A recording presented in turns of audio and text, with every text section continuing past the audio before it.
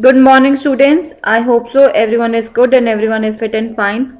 So today we are starting with the new chapter, that is from the subject civics, and this is going to be the lecture 1 from chapter number 10, Struggles for Equality, class 7th, subject civics. So in the previous chapter till now you have studied a lot about different categories. Now basically if you have studied about India, you have studied that India is a democratic country, and basically India is a democracy and the soul of democracy is relies under for equality only. But we do not see equality amongst our basically in our surroundings. We cannot see that we are equal or everyone is treated with equality or not.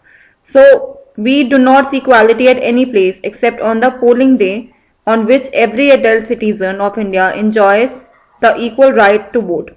So basically in this chapter there are different people and their different situations that have been examined here, which tells about their discrimination because they lack in different resources. So under such circumstances, some people take initiative and they start struggles for equalities. Now apart from that, there are others who extend their support for this cause as well, like giving they are going around the country and giving a mass struggle for their struggles for equality. So that's the entire thing that we are going to study in this chapter. So the topics that we will be covering today are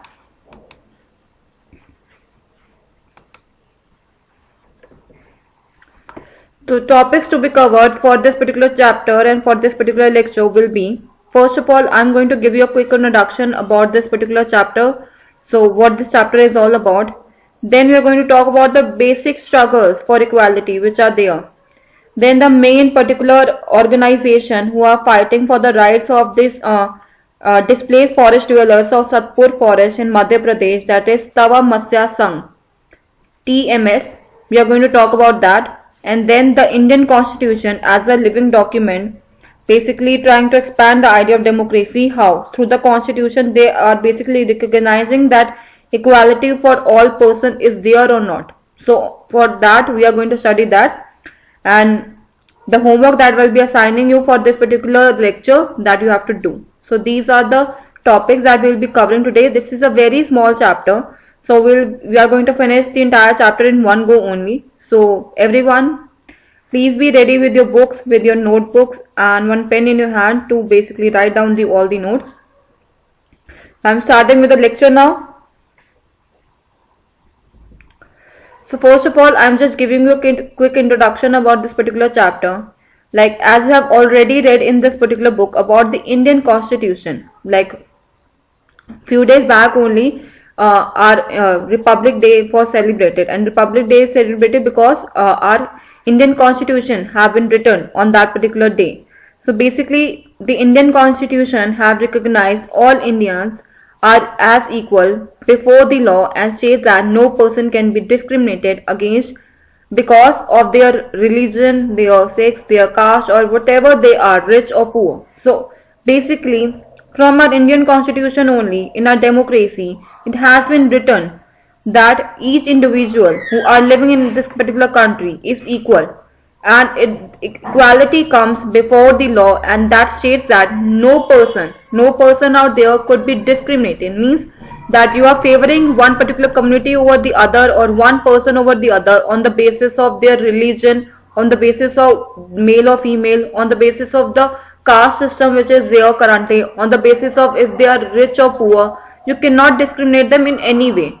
So basically in our Indian Constitution it has been mentioned that equality comes before law, and it states that no person should be discriminated against any of these categories.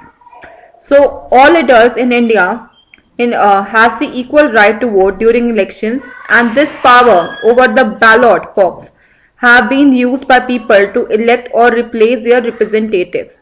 So because of the constitution that has been written here, all adults in India have a particular right to vote. Basically after 18 years each and every person can have the particular right so that they can vote during elections, and this particular power over the ballot box have been given to them, where they are putting up their votes in a kind of a ballot box, have been used by people to elect or basically replace the representatives that have been elected by them, who are basically running our government. So the all the strength, all the power is in the hand of people only, to whom they want to elect or to whom they want to replace, if they want to replace the representatives also. So the power is in the hand of people only. But this feeling of equality that the ballot box provides, because the vote of one person is as good as that of another, does not extend to most people's lives. See, basically the right that have been given to them, that they have the right to vote, basically that have been seen there, that India enjoys the equal right to vote. Each and every individual enjoys this particular right. But because of the vote that a person is giving, it could change a particular perspective or representative, but it does not extend to most people's lives. But all these particular thing, it does not change anything in the life of people. Like, as you have read also, the increasing privatization of health services and the neglect of government hospitals have made it difficult for most poor people like Kanta, Hakim, Sheikh and Aman to get good quality health care. And these people do not have the resources to afford expensive private health services. So you have read about these kind of people in long back in your book as well, that because of the increasing privatization, everything is converting into private industry, which is they are taking a lot of money for that. And basically not in the health services, but in other things as well, like in education, in other international companies and everything. Everything is getting privatized. So basically this is due to why they are preferring private more than the government, because the neglect of government hospital made it difficult for most of the poor people like Kanta, Hakim, Sheikh and Aman to get good quality of health care. So that's why they have to go to that particular place. So these people do not have the resources to afford the expensive private health care as well. So where they are going to go? The government is not good enough and the private is taking so much of money. So they are under a circumstance where they cannot avail. They are having lack of resources. So under certain circumstances like this, some people take initiative and start their struggles for equality, and others extend their support also with their causes. So similarly, there was a man who sells juice, does not have the resources to compete with all the major companies who sell branded drinks through expensive advertising. So similarly, there is one another situation that I may mention here about a man who is selling juice at the ready made. Basically, he doesn't have a proper resource where he can marginalize his particular juice into a major shop, or basically to some he can sell off, and he can compete with other major companies who are selling branded drinks through expensive advertising. Similarly, Swapna is also there, does not have sufficient resources to grow cotton and so has to take a loan from the trader to grow her crop. So similarly, there is one more situation that is given in the previous chapter only about Swapna, that she does not have sufficient of resources to grow cotton on her own. So she have to take a loan from the trader to grow her cotton. So this particular forces her to sell her cotton at a lower price to that particular trader. And one more example is also there of Milani. Milani, like the millions of domestic workers across the country, is forced to endure the insults and hardship of working as a domestic help because she has no resources to set up something of her own. So basically, you don't have that particular financial contribution that you can start up any business of your own, because of lack of resources that you are having. Intentionally or unintentionally force that particular person to do a certain job that they are not willing to do it, but they have to do it because for their own survival in the society. So they are basically forced, they are very much forced to endure the insults and hardship that they are facing in their life by working as a domestic helper, or taking up the loans and so many other things. So similarly, like Milani, there are other millions of domestic workers across the country that we have seen it also. They are basically forced to do a certain job. They face day-to-day insults and hardship of working as a domestic helper. because they has no other resource to set up something of their own. And the basic reason for that is poverty, because they are under the category of poverty, and their lack of resources to continue to be a key reason why so many people's lives in India are highly unequal. So why there is so much of inequality amongst the people? So basically the richer are getting richer and the poor are getting poor. That is the kind of scenario that is there and that we see also in our country. And this is just because of poverty and the lack of resources that is there in our country, that is making the richer more rich and the poor more poor. So that is basically being continued, and the poor doesn't have that kind of a resources to continue to be a kind of a key reason why so many people's lives in India are highly unequal. And on the other hand, if you talk about the Ansaris, were discriminated against not because they did not have the resources. In fact, despite of having the money to pay the required rent, they were not able to find an apartment for over a month. So there is one more reason also that I have been given to you before in your book about one person, that is Ansari. Ansari is coming under a category of a discriminated caste.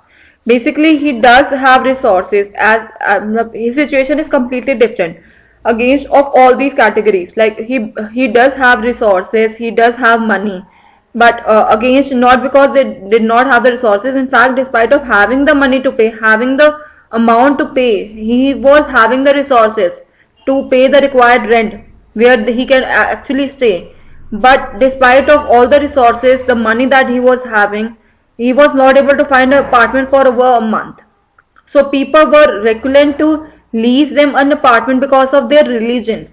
So it is not because of only because of poverty or lack of resources that this inequality is here. It is because of the unequal treatment of people due to whichever category they belong to or whichever community they belong to. That also matters in our country. Like their religion matters a lot. If they belong to a community or a section of society which is backward or which is coming under the minority communities, so because of that they face a lot of discrimination in the society, and despite of having resources or despite of everything they are having, they still are not able to make a proper place, or they are not treated equally in the society. So basically people were very reluctant to lease them an apartment because of their religion. So similarly, the main reason that the teachers forced Om Prakash Valmiki to sweep the schoolyard was because he was Dalit. You have also read that the work women do is often considered of less value than what the work has been done by the men. So all of these persons are discriminated against primarily because of their social and cultural background that they belong to, and because they are women in a whole. So there are other two examples also that have been given to you in book before. One is of basically of Om Prakash Valmiki. Basically, in that particular example, it has been mentioned that sorry, that the teachers have forced Om Prakash Valmiki to swipe the particular schoolyard because he belonged to a caste of Dalit. So because of that category he belonged to, the teachers are forced to do that particular job, so that they are making that particular person that you come under the category of a low caste person. So you are not going to give you the education unless and until you do this kind of jobs. So they are just categorizing that particular thing, and they are treating them unequally because of his community that he belonged to, that is Dalit. So there is another reason also that have been discriminated, that you have read it also, that there is a particular discrimination among women and men that have been seen across today as well, that whatever work a woman is doing is considered to be less value than the kind of a work that a man is doing. So all of the persons are basically discriminated against because of the kind of person they belong, they are on the basis of their social and cultural background they belong to, as well as because they are women in as a whole. So they are not properly valued or equally treated in the society, and these are the reasons of discrimination on the basis of social, culture, and whichever religion, caste, or kind of a gender they belong to. That's why they are treated unequally. So poverty is one of the reasons, but discriminating the person on the basis of all these category is one of the another reason why the people finding for the struggles of equality in the society. Now, discrimination on the basis of a person's religion, caste, and sex is another significant factor for why people are treated unequally in India.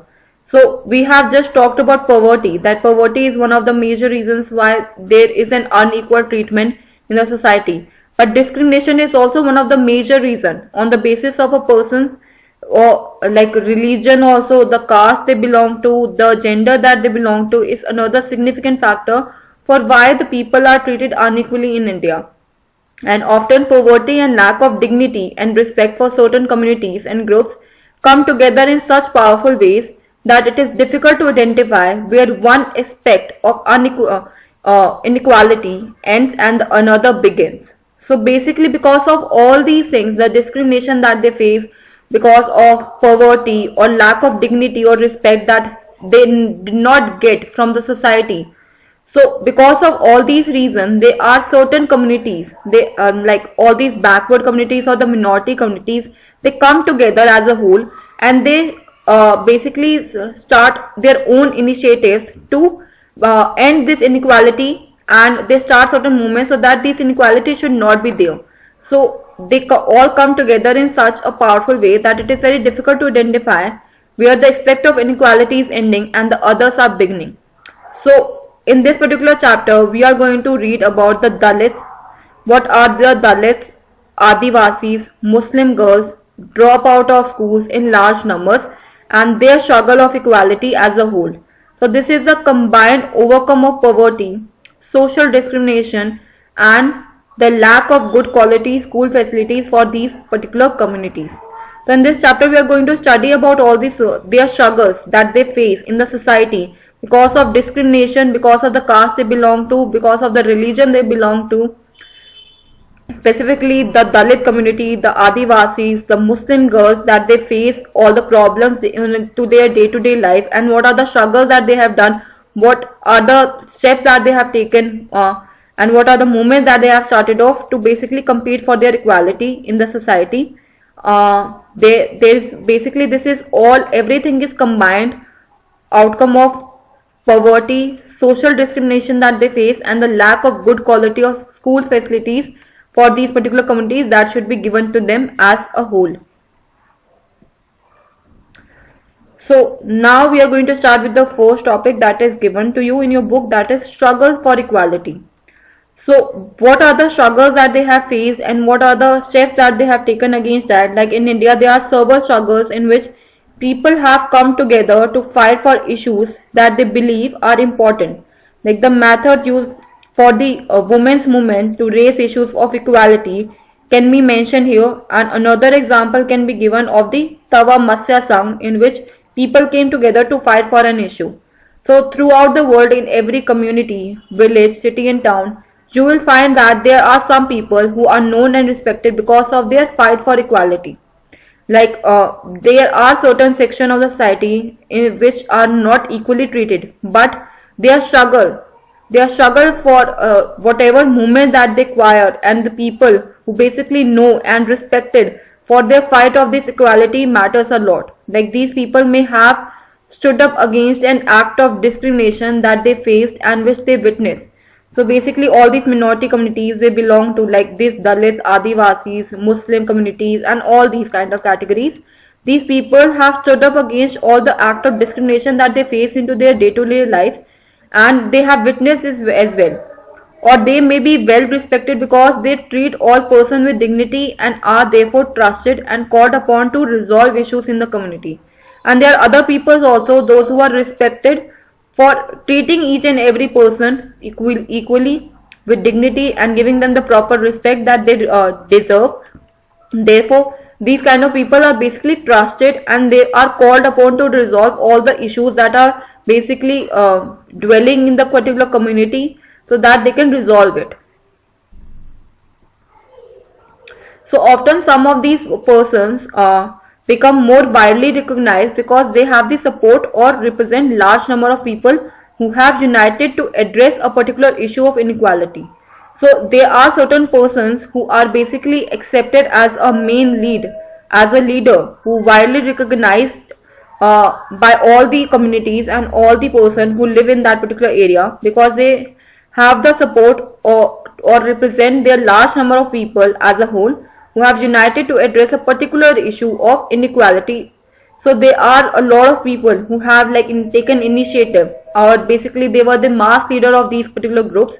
They stand for these particular groups so that they can like particularly address an issue of inequality in the society and in the front, in basically in the front of government.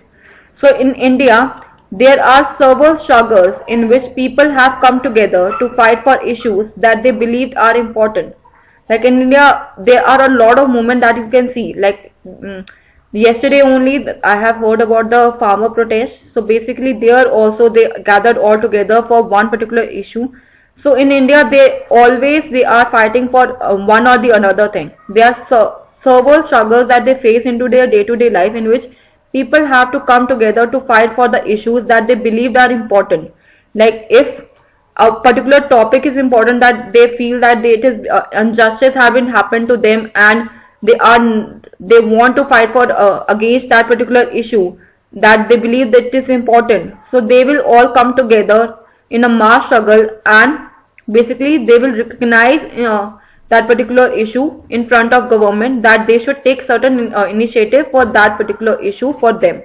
Like in chapter number 5, if you have read about the methods used by the women's movement to raise issues of equality, similarly there is one more particular example that is given in this particular chapter also.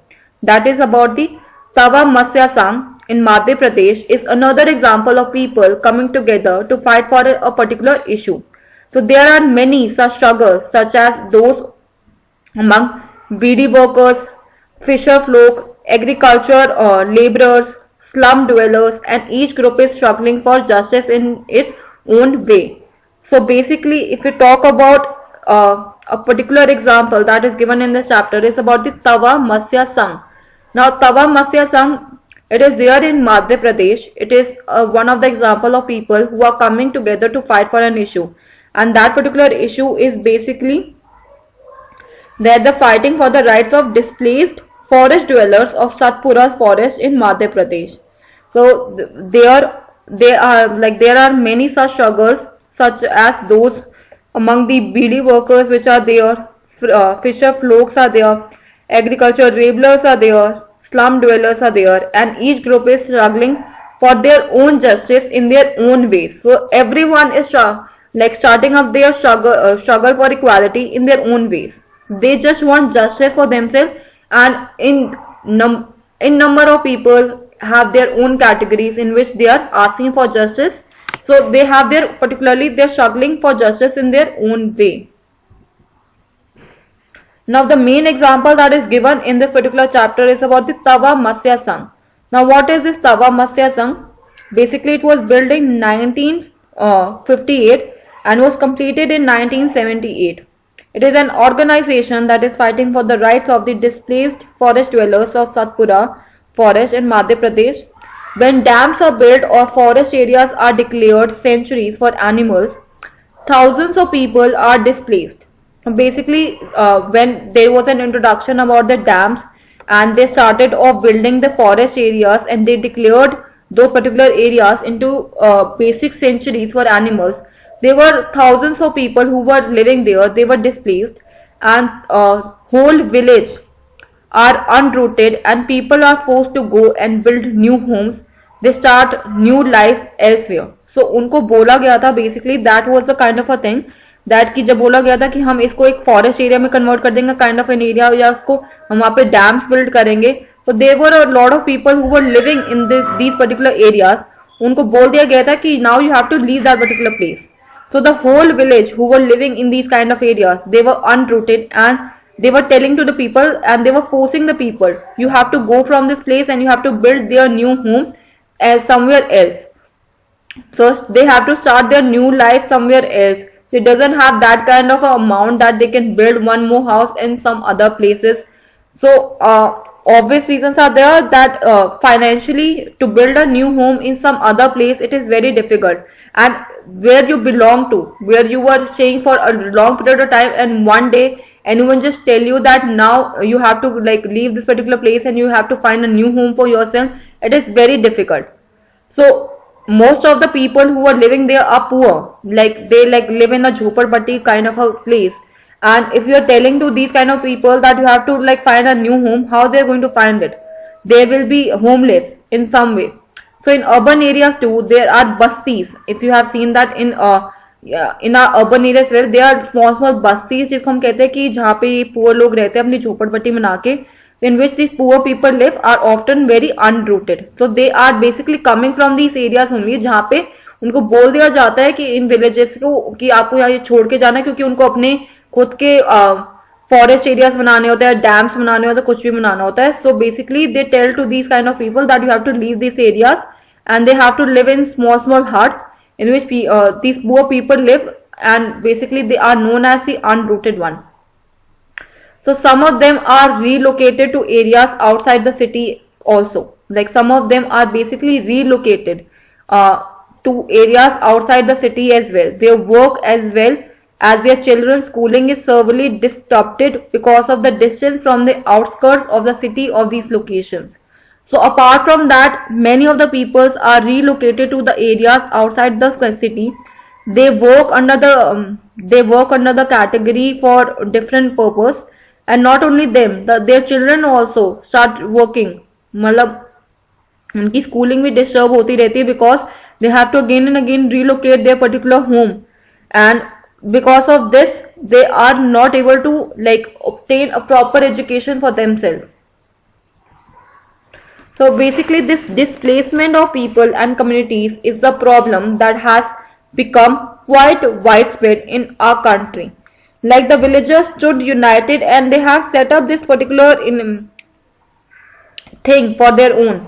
But this displacement of people and communities is a problem that has become quite widespread in our country, because from different areas, a lot of people are homeless. They live in these small huts, and these communities face a lot of problem, which is a very big issue in our country now. So people usually come together to fight against these kind of causes as well. So basically to fight for these kind of causes, many people come together and they fight against this. There are several organizations too that we come across the country fighting for the rights to be displaced. Now in this particular chapter, we will read about the Tava Matsya Sangh. Now what does Tava Matsya Sangh is? Basically a federation of fisher workers cooperatives, an organization that is fighting for the rights of displaced forest dwellers of the Satpura forest in Madhya Pradesh. So ये चीजें हर जगह पे हो ही रही थी कि लोगों को उनकी जगह से मतलब रिलोकेट कर दिया जाता था, उनको होमलेस कर दिया जाता था. So these problems were faced in all around the country, but there was one particular Sangathan that have been a federation, an organization that have been built. Like it took a lot of years to build that particular organization, but they have built that a federation of basically जिसमें there was fisher workers cooperatives, an organization that was fighting basically for the rights of the displaced forest dwellers who were living in these areas and those who were counted as from that particular place of the Satpura forest in Madhya Pradesh. So basically originating in the Madhya hills of Chhindwara district, the Tava flows through Betul before joining the Narmada in Hoshangabad. So basically the Tava Dam जो है that was begun to be built in 1958 and was completed in 1978. So basically what the initiative that they have taken, basically originating from the Mahadeo hills that is there in Chhindwara district, the Tava, basically a kind of a dam that they have created that started flowing through Betul after rejoining the Narmada in Hoshangabad. Now the Tava dam they started building to be built in 1958 and was completed in 1978.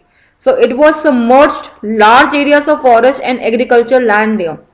So basically because it was being built at a very long way, it was submerging a lot of areas of forest and agricultural land too. So the forest dwellers were left with nothing. So basically it was covering a lot of area, like a lot of area of the forest, and the agricultural land what they were also taking with them.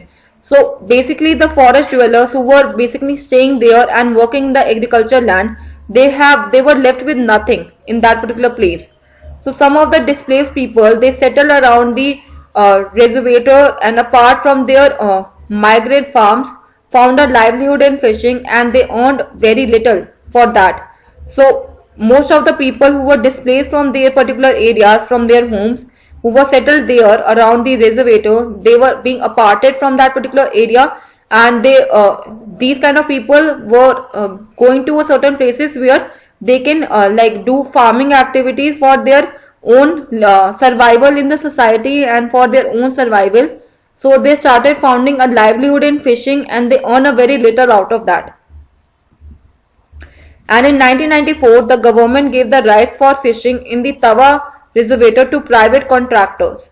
So what are the basic initiatives have been taken to them? Like the villagers stood united, and they have set up this Tawa Matsya Sangh to protect their rights. Like that, it was organized rallies and a chakka jam demanding their rights to continue fishing for livelihood. Why it happened? Because in 1994, the government have gave the right for the fishing in Tawa reservoir to the private contractors, like जो basically उनके खुद के right थे, जहाँ पे उन्होंने अपना खुद का सेटअप कर रखा था. ऑल दी तवा रिजर्वेटर्स जो थे, दे हैव सेटअप की फिशिंग जो होगी वो उन्हीं की होगी, और जो भी वो बेचेंगे जो भी प्रॉफिट आएगा वो उनका होगा. Now that particular land area have been given to the private contractors. So these contractors have drove the local people away and got cheap labor from outside. So basically from that, the contractor ने जो भी वहां पे already लोग काम करते थे, all the local people working in that particular area, he have thrown all the people away, and he have got another cheap laborers who are working on a very less labor force from the outside. And the contractor began to threaten the villagers as well, who did not want to leave, by bringing in the hoodlums. Like hoodlums is basically a kind of a like the people who basically beat and abolish these kind of people. They are these kind of categories. So a reservoir is an artificial lake where water is collected and kept in quantity for another use. That is a reservoir, if you don't know the meaning of that. So those contractors who drove the local people away and got cheap labor from outside, the contractors started threatening also the villagers who did not want to leave, by bringing in the hoodlums. And the villagers stood united, and they have decided that it was the time to set up an organization and do something to protect their particular rights for that. So a newly formed Tawa Matsya Sangh was like organization was being set up, and they organized different rallies and chakka jam, that is road blockage, that they started doing these kind of rallies and chakka jam demanding their right to continue fishing for their own livelihood. And in response or to their protest that they were doing, the government created a committee to assess their particular issue. So because of these kind of rallies that they have been there, like उन्होंने करना शुरू किए थे, the kind of protest that they were doing. So in against of that, the government, like they have taken initiative and they have created a committee to assess that particular issue.